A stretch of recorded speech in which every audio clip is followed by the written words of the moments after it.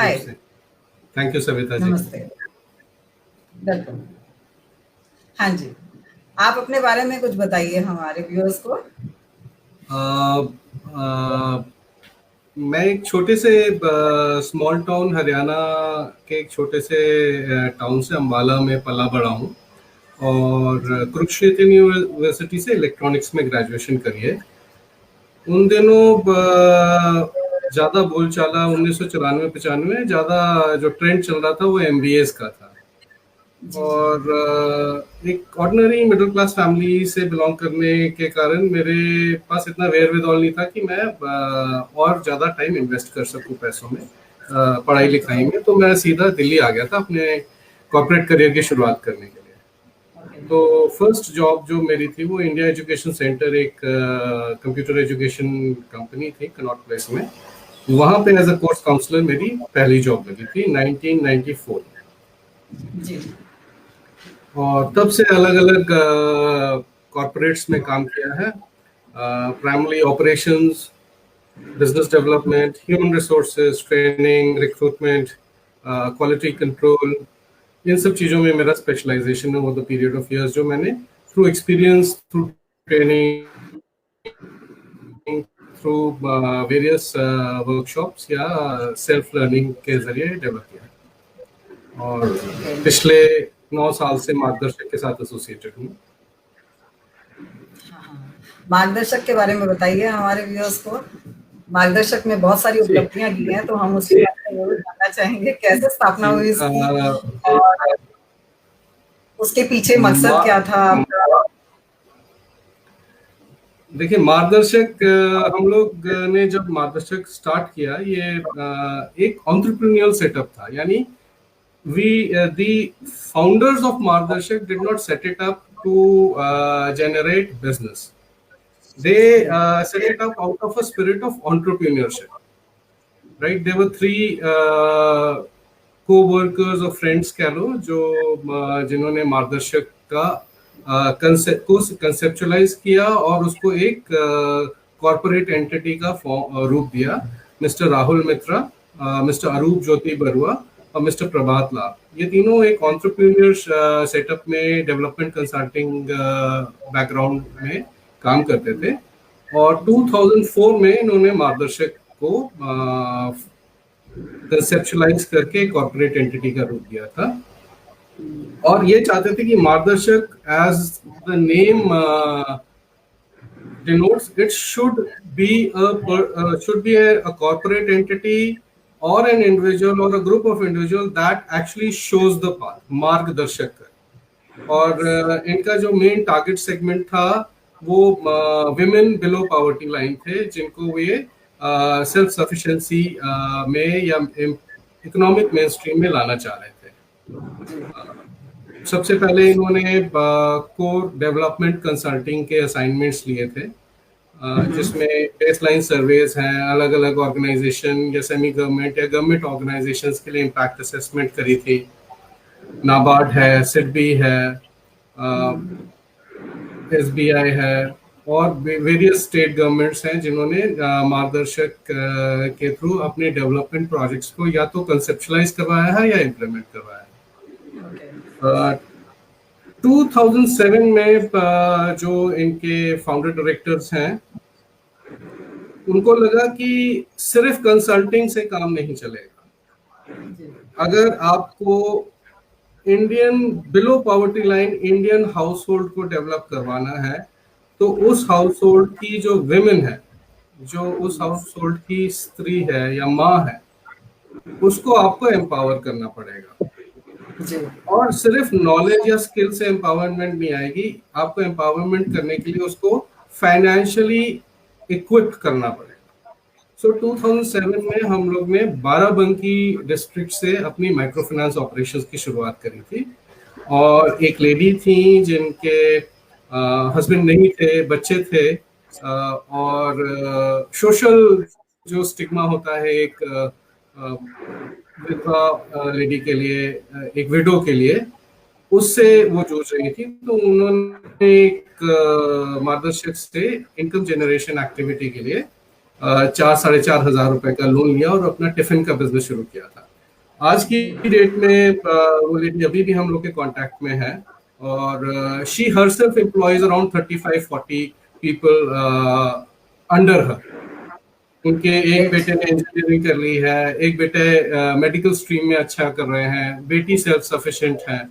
तो that was the idea of empowering women. तो micro finance में हम लोगों ने 3 चीजें डिसाइड करी थी कि माइक्रो फाइनेंस हम इन 3 बेसिक बाउंड्रीज में करेंगे। नंबर 1, हम माइक्रो फाइनेंस की सुविधा सिर्फ वुमेन को देंगे।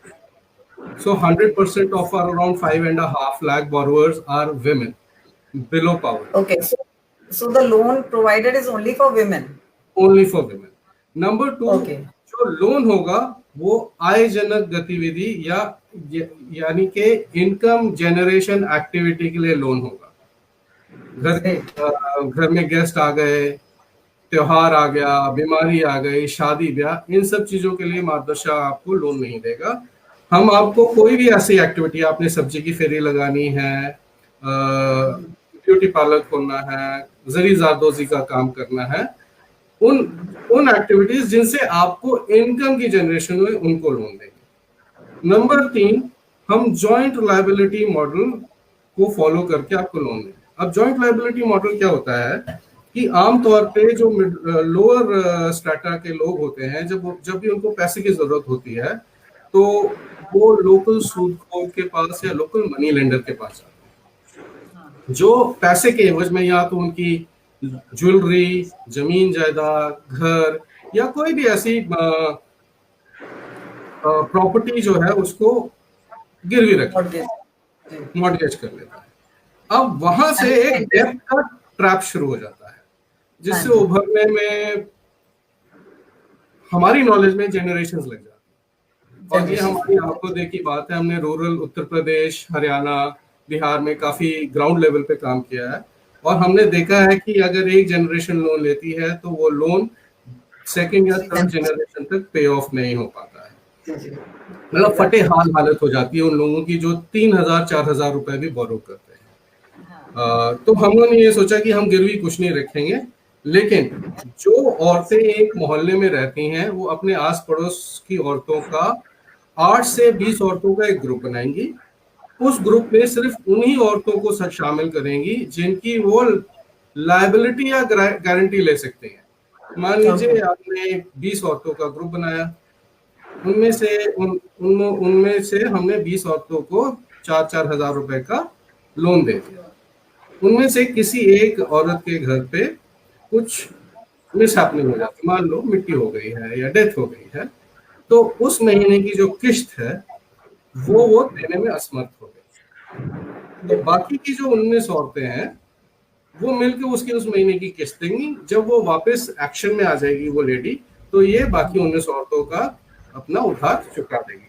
तो इससे ये हुआ कि हम लोग का लोन भी सिक्योर हो जाता था, और औरतें भी अपने ग्रुप को एक हेल्दी प्रोपोर्शन में रखती थी कि भाई जिस औरत की लोकल रेपुटेशन अच्छी है, जिसका इंटरपर्सनल रिलेशनशिप स्ट्रांग है, सिर्फ उन्हीं लेडीज को वो ग्रुप में भर्ती करती थी। और फिर लोन देने की प्रक्रिया भी बड़ी सिंपल होती थी कि आपको कहीं पे जाना नहीं होता। हमारा फील्ड ऑफिसर आपके मोहल्ले में आएगा, आपका समूह बनाएगा, आपको 2 या 3 दिन की ट्रेनिंग देगा कि लोन किन किन शर्तों पे दिया जाता है, कब कब उसकी किस्त वापस देनी है, और कैसे कैसे वापस करनी है, रसीद आपको मिलेगी तभी आप पैसे देंगे। नॉर्मल शर्तें होती है, एक फेयर प्रैक्टिस कोड जिसको फॉलो करते हैं। और उसके बाद उनको वो लोन उस कैश में हमारी ब्रांच में दे दिया जाता था। तो उनको लोन लेने के लिए सिर्फ 2 घंटे के लिए हमारी ब्रांच में आना पड़ता था, जो ब्रांच उनके लोकल एरिया में ही होती थी, उनको बहुत दूर ट्रैवल नहीं करना पड़ता था। ये मैं 2007-8 की बात बता रहा हूँ। अब जितना भी लोन का डिसबर्समेंट और कलेक्शन है वो इलेक्ट्रॉनिक फॉर्म में होता है। हमारे सारे जो बोरोवर्स हैं उनके बैंक अकाउंट्स हैं, उनके अकाउंट में ही पैसा जाता है और उनके अकाउंट से ही ईएमआई जाती है। एक चीज मैं पूछना चाहूंगी, ये तो इंटरेस्ट फ्री होता होगा ना लोन? नहीं, जो आप देखिए, हमें भी अपने ऑपरेशंस रन करने हैं। लगभग 150-200 ब्रांचेस हैं, 700-800 फील्ड ऑफिसर्स हैं, ब्रांच मैनेजर्स हैं, डिस्ट्रिक्ट मैनेजर्स हैं, हेड ऑफिस में रिस्क मैनेजमेंट की टीम है, क्रेडिट मैनेजमेंट की टीम है, फाइनेंस की टीम है, 1000 आदमियों का खर्चा पानी चलाना है, उनके घर भी चलाने हैं। तो एक हेल्थी प्रोपोर्शन जो रिजर्व बैंक ऑफ इंडिया ने हमें अलाउ किया कि हाँ आप इतने तक का लोन, इतने तक का इंटरेस्ट रेट लेवी कर सकते हैं और इन शर्तों पे कर सकते हैं। तो जो मार्गदर्शक फाइनेंशियल सर्विसेज है, it is a RBI regulated company. Okay. और आरबीआई को हमें हर एक फिक्स्ड टेन्योर के बाद सर्टिफिकेशन देनी होती है प्रूफ के साथ कि हाँ हम आपकी शर्तों के या आपके अधिनियम के अंतर्गत ही अपने ऑपरेशंस रन कर रहे हैं।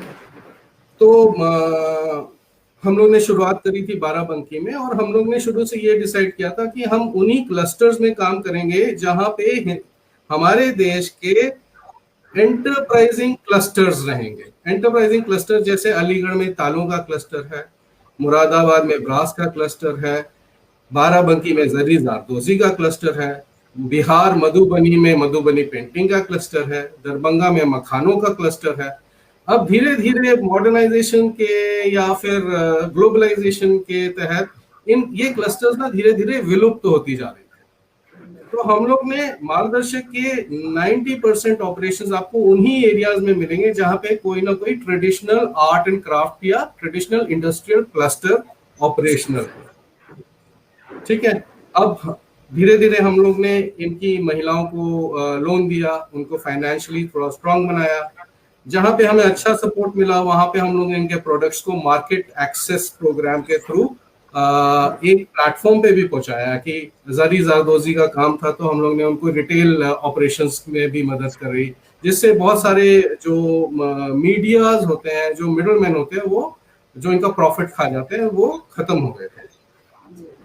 फिर 2015-16 के आसपास हमें लगा कि अब हमारे जो माइक्रो फाइनेंस जिस पर्पस से हम लोगों ने स्टार्ट किया था वो पर्पस हम लोग ने एक गाड़ी हमारी चौथे गियर में आ गई है। अब हम लोग ऑपरेशंस हमारे स्ट्रीमलाइन होंगे, लेकिन जो इकोनॉमिक मेन स्ट्रीमिंग का बेनिफिट था ना वो नेक्स्ट जनरेशन तक 100% पास नहीं हो पा रहा था। अच्छा। होता ये था कि फाइनेंशियल इंक्लूजन तो हो गई लेडीज की, लेकिन जो उनके बच्चे थे वो एक सर्टेन एजुकेशन लेवल पे 8वीं से 10वीं लेवल पे आके वो स्कूल से ड्रॉप आउट कर। अच्छा। क्योंकि बिजनेस में लग जाते होंगे। हाँ जी, फैमिली बिजनेस में लग जाते होंगे या तो देखिए फैमिली बिजनेस में बहुत कम परसेंटेज लगी थी, लेकिन अब हमारा जो एम्प्लॉयमेंट सिनेरियो था वो ये था, या तो आप बहुत अच्छे इंजीनियरिंग इंस्टीट्यूट या बी स्कूल से मैनेजमेंट करके निकलेंगे तो आपको कॉर्पोरेट में मिल जाएगी, अदरवाइज आप नॉर्मल ब्लू कॉलर जॉब में जा सकते हैं।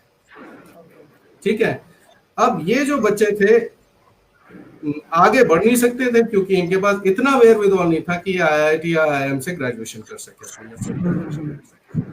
और ये बहुत ज्यादा पीछे भी नहीं जा सकते थे बिकॉज बैकग्राउंड थोड़ी सी फाइनेंशियली स्टेबल हो गई। तो हम लोग ने सोचा कि क्यों ना अब हम अपने प्रोग्राम का जो दायरा है वो बढ़ा के सेकेंड जनरेशन पे जाते हैं। तो हम लोग ने गवर्नमेंट ऑफ तब थोड़ा सा हम लोग जो करंट गवर्नमेंट थी उनके स्किल डेवलपमेंट प्रोग्राम्स जो थे उन्होंने भी एक टूल पकड़ ली थी, तो हम लोग ने इन प्रोग्राम्स को इन्वेस्टिगेट किया। तो हमें लगा गवर्नमेंट ऑफ इंडिया के स्किल डेवलपमेंट इनिशिएटिव जो हैं, जैसे दीनदयाल उपाध्याय ग्रामीण कौशल योजना है, प्रधानमंत्री कौशल विकास योजना है, RPL recognition of prior learning programmes हैं, इन प्रोग्राम्स के तहत हम इन बच्चों को स्किल डेवलपमेंट से इक्विप करवा के एम्प्लॉयमेंट मेन स्ट्रीम में ला सकते हैं। तो होता क्या था कि अब ये लोग ड्रॉप आउट होते थे तो या तो लेबर शॉप पे जाके खड़े हो गए, भैया दिहाड़ी मिल गई तो ठीक है, नहीं तो वापस घर आ जाते थे, या ड्रग अब्यूज में चले जाते थे, पेटी क्राइम्स में चले जाते थे, या ऐसा कोई रोजगार पकड़ लेते थे जिसमें करियर प्रोग्रेशन। ऑटो रिक्शा चलाना शुरू कर दिया, ई रिक्शा चलाना शुरू कर दिया। उसमें यह था कि जितनी देर तक वो चलता रहेगा उतनी देर तक पैसे आते रहेंगे, और जहाँ पे बैटरी डाउन हुई वहां या घर में बीमारी हो गई या जो मेन चलाने वाला है वो 2 दिन काम पे नहीं जा पाया तो वही डेब्ट ट्रैप वापस शुरू हो जाता था। तो हम लोगों ने अब ये ऑनवर्ड्स एजुकेशन इसलिए नहीं कर सकते थे क्योंकि अगेन इनकम का सोर्स लिमिटेड था इनका, तो हम लोग ने इनको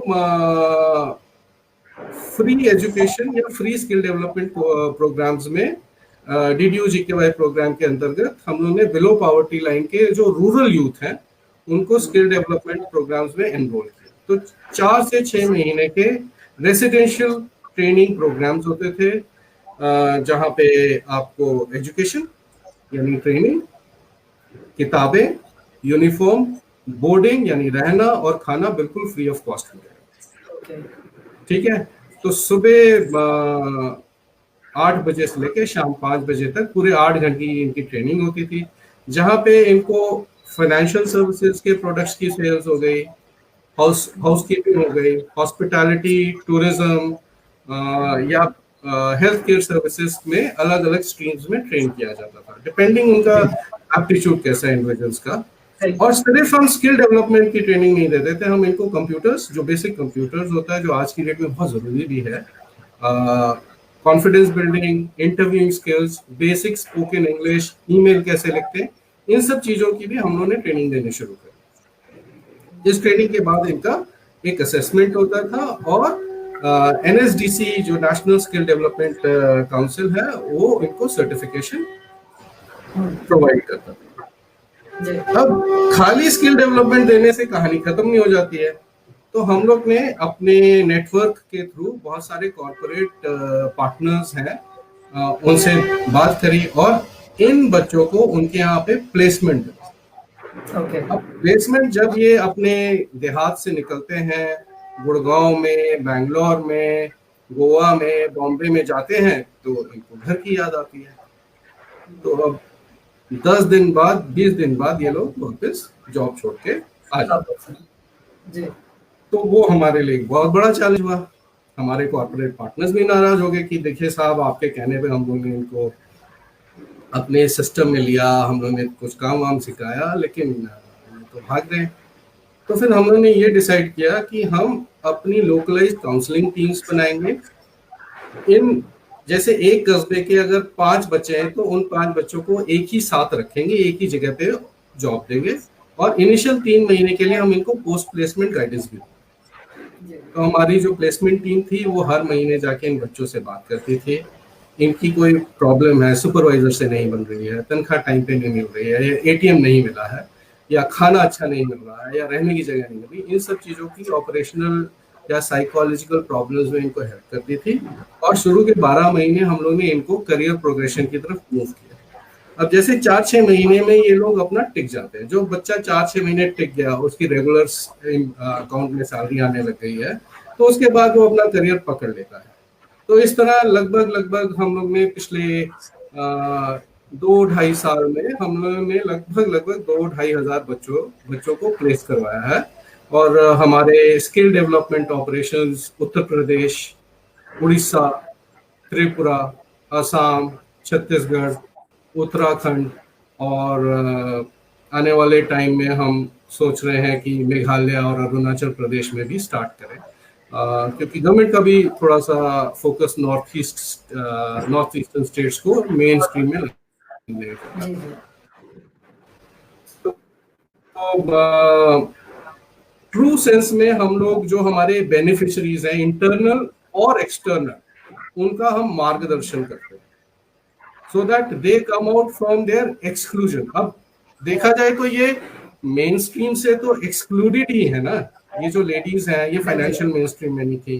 4-5 साल की फाइनेंशियल सर्विसेज के दौरान हमने इनको बैंकिंग से लिंक किया, इनकी क्रेडिट हिस्ट्री बनाई। अब ये कॉन्फिडेंटली बैंक में जाके अपना अकाउंट ऑपरेट कर सकते हैं। ये बच्चे जो पहले इंटरव्यू देने में हकलाते थे या बड़े ऑफिस में जाने से घबराते थे, ये कॉन्फिडेंटली जाके अपना रेज्यूमे सबमिट कर रहे हैं, इंटरव्यू दे रहे हैं। तो धीरे धीरे इन बच्चों को हम एक्सक्लूजन से इंक्लूजन की तरफ कर रहे हैं थ्रू मार्गदर्शन, थ्रू शोइंग देम गाइडेंस। जैसे कि नाम ही रिवील कर रहा है। हाँ जी, हाँ जी।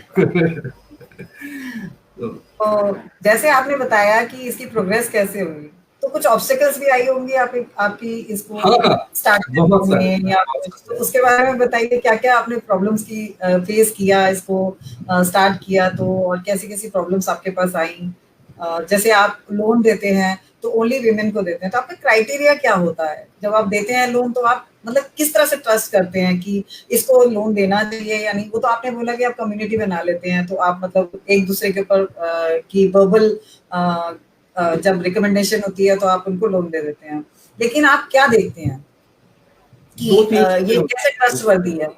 हाँ, देखिए ट्रस्ट अब फेस पे तो होता नहीं है। हम 2-3 चीजें देखते हैं। एक, जितनी भी माइक्रो फाइनेंस कंपनीज हमारे देश में है ना, उनका एक डेटाबेस है जो 3 क्रेडिट ब्यूरोज मेंटेन करते हैं। तो हमारे 2-3 क्राइटेरिया है। एक, हमारा लोन मिला के आपके पास 60,000 रुपए से ज्यादा की देनदारी नहीं होनी चाहिए। ओके। ठीक। 2, हमारा लोन मिला के आपके पास 2 से ज्यादा बोरोवर्स नहीं होने चाहिए। मतलब आप, हम, वी कैन बी सेकेंड और third borrower but not the fourth borrower, lender, sorry. ठीक है। थर्ड, आपके ने जितने भी लोन अब तक लिए हैं उसमें कोई डिफॉल्ट नहीं होना चाहिए। तो ये 3 चीजें हमें साइंटिफिक तरीके से क्रेडिट ब्यूरो से मिल जाती है। तो ये आप कैसे पता करते हैं? आप मतलब अपने आपके लोकल बंदे हैं, वहां जाकर के जांच पड़ताल करते हैं पहले देने से पहले, या आप उनका कुछ शुरू में तो हम लोग, ये एक मैनुअल प्रोसेस था जहाँ पे हम क्रेडिट ब्यूरोज को उनके राशन कार्ड के या वोटर आईडी कार्ड के नेम, हस्बैंड नेम के डिटेल्स देते थे। लेकिन अब टेक्नोलॉजी भी इम्प्रूव हुई है। 2007 से लेके अब तक टेक्नोलॉजी इतनी इम्प्रूव हो गई कि हम लोग का अपना एक इन हाउस ऐप है जो हमारे हर फील्ड ऑफिसर के मोबाइल पे होता है।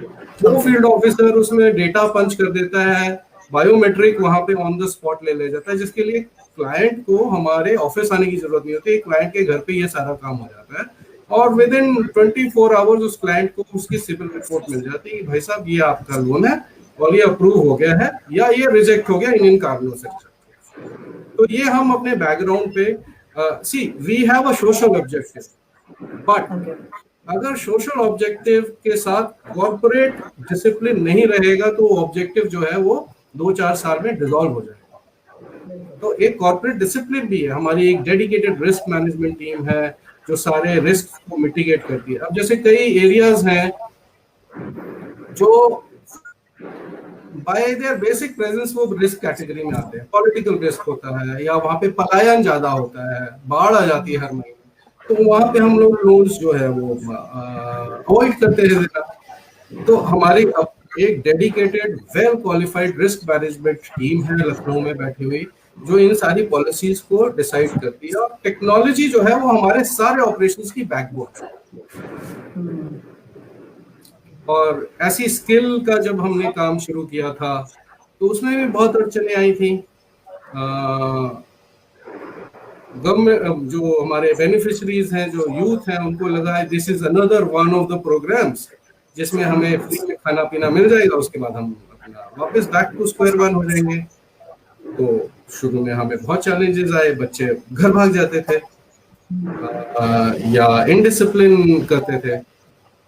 तो और अगर उनके साथ सख्ताई बरतेंगे तो हमारा प्रोग्राम विफल हो जाएगा, क्योंकि हम लोकल, जैसे मान लीजिए हमने अगर स्किल डेवलपमेंट करनी है तो हम ये नहीं कि ट्रेनिंग सेंटर शहर में लगाते थे। हमारे जितने ट्रेनिंग सेंटर हैं वो गांव देहात में ही थे। हरदोई में है, बाराबंकी में है, बहराइच में है, लखनऊ के देहात में है। तो ये सारे देहात में ही हम अपने ट्रेनिंग सेंटर्स लगाते थे। वहीं पे गर्ल्स हॉस्टल भी था, सेपरेट बॉयज हॉस्टल भी था।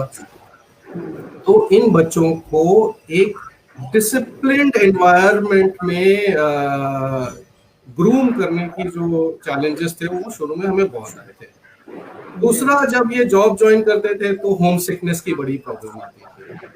तो ये भी हम लोग ने, अभी हमें भी ज्यादा एक्सपीरियंस था नहीं स्किल डेवलपमेंट का, तो हम लोग ने भी सीखा इन बच्चों से कि इनकी रिक्वायरमेंट क्या है।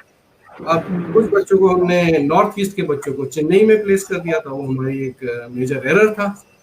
अब 2-3 दिन तो उनको डोसा और सांभर अच्छा लगा, तीसरे दिन उनको घर की याद आ गई। तो फिर हमने उन चेन्नई के बच्चों को बैंगलोर रिलोकेट किया। वहाँ पे नॉर्थ ईस्ट के कुछ हम लोगों ने रेस्टोरेंट्स ढूंढे जो सर्विस प्रोवाइडर्स थे, उनसे कांटेक्ट किया। अब बच्चे टिक गए हैं, साल भर से नौकरी कर रहे हैं। और पैंडेमिक में भी प्रॉब्लम आई थी, हमारे सारे स्किल डेवलपमेंट के सेंटर्स बंद हो गए थे। गवर्नमेंट ने सारे ट्रेनिंग इंस्टीट्यूट्स बंद कर दिए हैं। तो वो भी एक प्रॉब्लम है। अब बच्चे घर बैठे क्या करेंगे, तो हम लोगों ने टेक्नोलॉजी का सहारा लिया। अब हमारी जितनी क्लासेस ऑनलाइन हो रही हैं, बच्चों के असेसमेंट ऑनलाइन हो रहे हैं, तो गवर्नमेंट की तरफ से जब अच्छा रिजल्ट आ रहा है, देखिए, रिजल्ट कैसा है? अभी कोर्स पूरा नहीं हुआ है किसी भी बैच का, अभी 4 महीने हैं, 2 महीने की इनकी ऑन द जॉब ट्रेनिंग होती है। अब ऑन द जॉब ट्रेनिंग के लिए हमें वेट करना पड़ेगा। जो कॉर्पोरेट्स हैं उनके ऑपरेशंस खुलेंगे, ट्रैवलिंग खुलेगी, तो हम उनको ओजेटी पे भेजेंगे। बट बच्चों का रिस्पॉन्स अच्छा है। अब जो है ना, जो कैंडिडेट्स हैं वो ये कहते हैं कि अब हम खाली नहीं बैठना चाहते, हमें सीखना है। तो वो कहते हैं ठीक है जी, आपने ये चैप्टर एक बार करा दिया, अभी आपका सिलेबस कवर हो गया, आप सिलेबस दोबारा करो। तो जैसे प्लेसमेंट वाले इश्यूज तो अब आएंगे, क्योंकि अभी बहुत सारे लोगों की तो वैसे ही जॉब्स चली गई हैं और जॉब्स अभी फिलहाल है भी नहीं इतनी। तो प्लेसमेंट का कैसे आप मतलब करेंगे जब स्किल हो जाएंगे? सविता जी, 2 तरीके हैं। जैसे मैंने बताया था कि मार्गदर्शन हम एक्सटर्नल ही नहीं, इंटरनल भी करते हैं। एक प्लेसमेंट का तरीका तो यह है कि हमारे एक्सटर्नल कॉर्पोरेट पार्टनर्स हैं, जो कंपनीज हैं, जब वो काम धंधा शुरू करेंगी तो उनके एम्प्लॉयमेंट जनरेशन होगा। अब इंटरनली हमने देखा 2-3 साल पहले कि हमारे कुछ एम्प्लॉयज में ना एंटरप्रेन्योरशिप की जो स्पिरिट है बड़ी स्ट्रांग है। वो अपने काम को भी एज देयर ओन बिजनेस या एज अ प्रॉफिटेबल वेंचर बनाना चाहते हैं। तो हमने सोचा क्यों ना इन एम्प्लॉयज को हम धीरे धीरे एम्प्लॉयर्स में कन्वर्ट।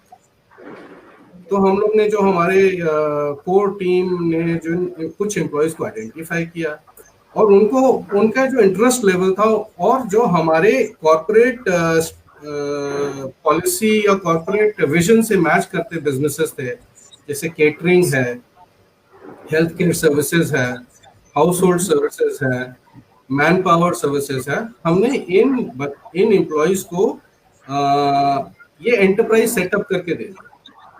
हम लोग ने internally we have funded their own enterprise. हम अपना नेटवर्क, अपना स्किल, अपना एक्सपीरियंस इन लोगों को गाइडेंस के फॉर्म में देते हैं। हम लोग इनकी सैलरीज और इनको जो भी ऑपरेशनल एक्सपेंसेस है वो फंड कर रहे हैं, और ये एम्प्लॉयज हमारे कैंडिडेट्स को प्लेसमेंट दे रहे हैं अपने बिजनेस के लिए। अब जैसे डोमेस्टिक मेड्स का बिजनेस है या बेड साइड असिस्टेंट्स का जो रिक्वायरमेंट है वो पैंडेमिक में भी एग्जिस्ट करता है। तो मेरी अपनी जो इंटरनल टीम है वो मेरे अपने ट्रेंड किए गए कैंडिडेट्स को प्लेस करवा रही है, उनको इनकम जनरेट करके।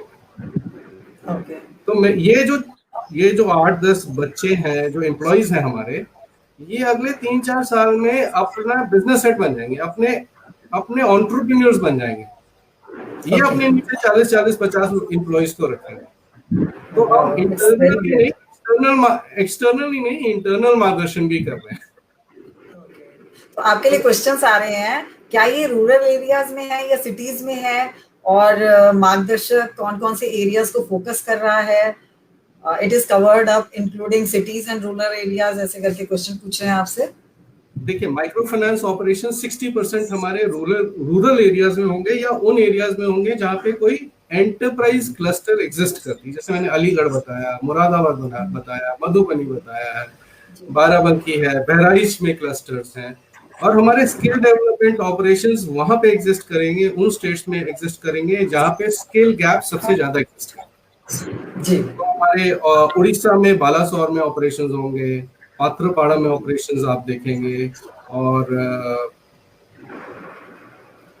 आसाम में लखीमपुर है, धेमाजी है, जो जहाँ पे स्किल डेवलपमेंट की आउटरीच पहुंची नहीं, जहाँ पे स्किल गैप सबसे ज्यादा एग्जिस्ट करता है, वहां पे आप मार्गदर्शक का फुटप्रिंट जरूर पाएंगे। सिक्किम में है तो सिक्किम के सारे डिस्ट्रिक्ट्स हम कवर करते हैं। ओके, तो अच्छा, ये तो हो गया हमारा स्किल डेवलपमेंट से रिलेटेड। अभी आप जो विमेन से बोल रहे थे ना, आप लोन वगैरह प्रोवाइड करते हैं, तो ये आपका सिर्फ रूरल एरियाज में है या विलेजेस में है या सिटीज में भी है, या इसको आप एक्सपैंड करने की सोच रहे हैं? तो मतलब कहाँ, किस एरियाज में अभी आपका ये वर्क कर रहा है? हमारी लगभग 150 ब्रांचेस हैं, वाली जो आप विमेन को लोन दे रहे हैं। जी हाँ, जिसको हम माइक्रो फाइनेंस बोलते हैं। माइक्रो फाइनेंस, उत्तर प्रदेश, बिहार, हिमाचल, हरियाणा और उत्तराखंड, इन 5 स्टेट्स में लगभग 150 ब्रांचेस हैं। एग्जैक्ट नंबर अभी भी मुझे ऑफ द हैंड नहीं याद है, बट हमारी जो ब्रांचेस हैं 60% ब्रांचेस आपको रूरल एरिया में मिलेंगी, 40% पेरी अर्बन या अर्बन एरियाज में मिलेंगी। अब जैसे लखनऊ है, लखनऊ अर्बन एरिया है, लेकिन पुराने लखनऊ में अभी भी आपको एंटरप्राइज क्लस्टर मिलेंगे। वहाँ पे आपका लखनवी का या चिकन का काम होता है, पतंग का काम होता है। बनारस है, जैसे Banaras is an urban centre, लेकिन वहाँ पे भी एक क्लस्टर है जो लकड़ी के खिलौने बनाती है, वुडन टॉयज बनाती है, उनको देते हैं हम। ओके, तो हमारा जैसे कोई ऐसे है। ओके, तो जैसे कोई चाहे कि अगर हमारे एरिया में भी ऐसे बहुत सारी विमेन हैं जो कुछ करना चाह रही हैं, तो आप उनकी लिए भी इस तरह का कोई क्लस्टर खोल सकते हैं, या मतलब आपका क्राइटेरिया में आप अपने मतलब अपने अंडर में उसको स्टार्ट करवा सकते हैं उस एरिया में? अगर कोई बोलते हैं कि हमारे इस एरिया में इतनी वुमेन्स काम करना चाह रही हैं, बैग्स बनाना चाह रही हैं या कुछ भी काम करना चाह रही हैं उनके इंटरेस्ट का, तो क्या आप वहां पर भी ये इसको प्रोवाइड करेंगे अपने सर्विसेज? देखिए, हम लोग का जो एनुअल रोल आउट प्लान होता है वो हमारी रिस्क मैनेजमेंट कमेटी डिसाइड करती है। ओके। तो हर साल के मार्च अप्रैल में रिस्क मैनेजमेंट कमेटी देखती है कि हाँ, हमें दो तरह की ग्रोथ होती है सविता जी। एक तो पेनिट्रेशन बढ़ा सकते हैं आप अपनी, जैसे मान लीजिए आप एक एरिया में ऑपरेट कर रहे हैं, वहाँ पे आपके पास 100 हाउस होल्ड्स कवर्ड है, तो आप वहीं पे पेनिट्रेशन बढ़ा के उन्हीं हाउस होल्ड को नए प्रोडक्ट्स दे सकते हैं। या आप अपनी विड्थ बढ़ा सकते हैं कि आपने एक एरिया के साथ साथ आपने 2 या 3 या 4 नए ब्रांचेस खोले। और नया एरिया तब हम स्टार्ट करते हैं जब हमारी एग्जिस्टिंग एरिया में पेनिट्रेशन एक सर्टेन लेवल तक पहुंच जाती है।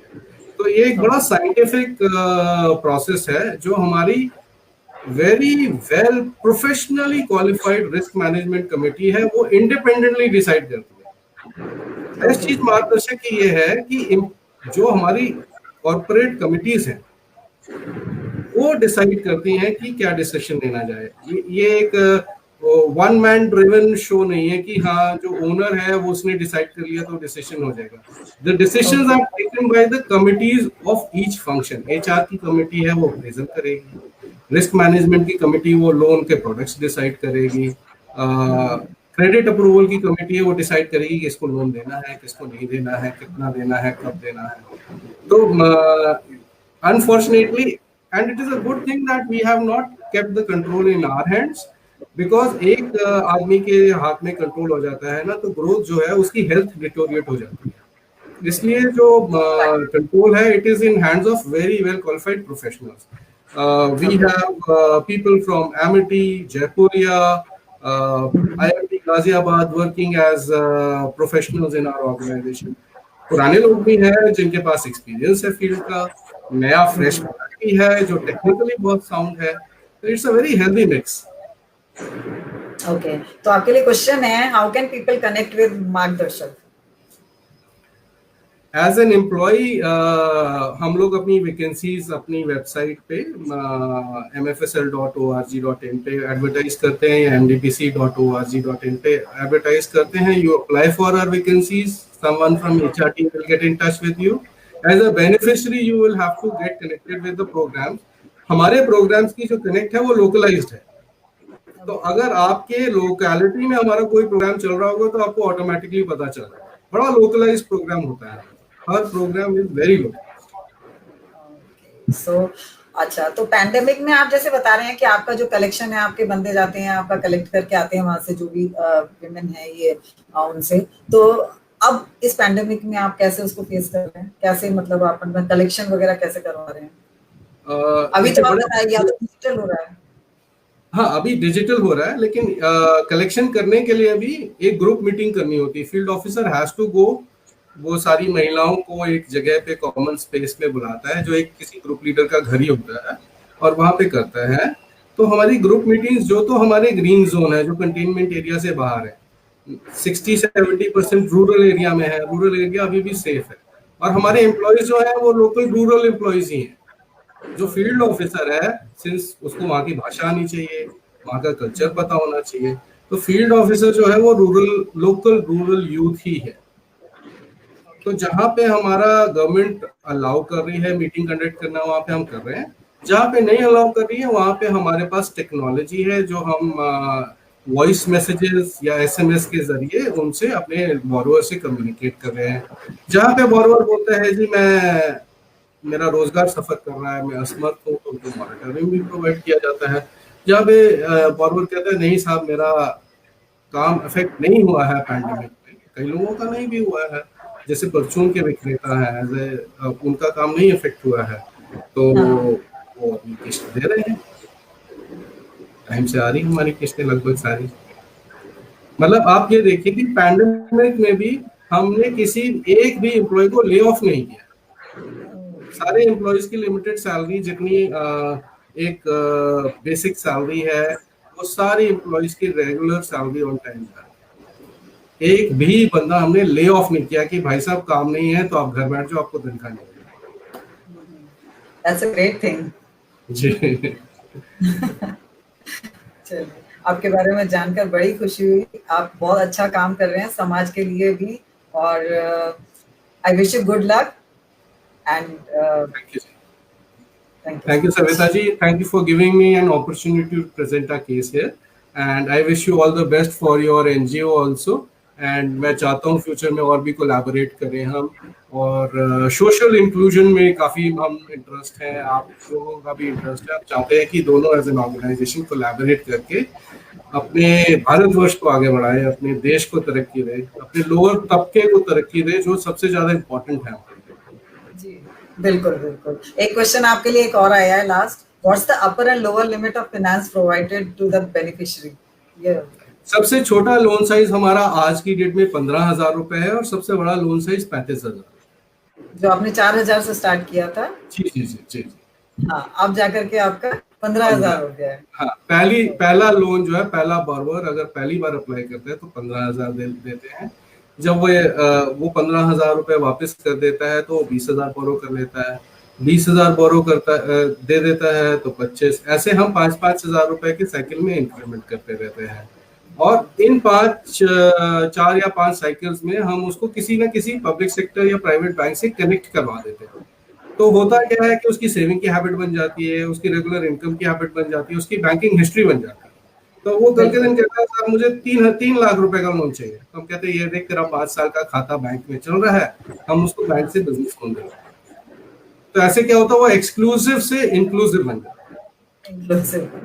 ग्रेट, ठीक है। Thank you so much for being on our show, and to collaborate soon with you and Margdarshak and Reincarnation Association. Let's collaborate sometime. Yes, okay? Thank you so much.